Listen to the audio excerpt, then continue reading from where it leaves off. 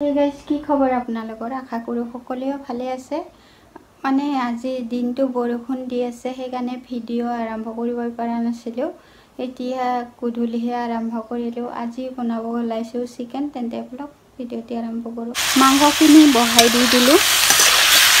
বহুত দিন হ'ল মাংস খোৱা নাই, মানে আজিৰ পৰা খাম বুলি ভাবিছো। হালধি আৰু নিমখ দি দিলো। আগে মাংসখিনি মানে ফ্ৰাই কৰি লৈ লম। আৰু পুৰিত মাংস বনালে ইমান যে খাবলৈ টেষ্টি হয় নহয়।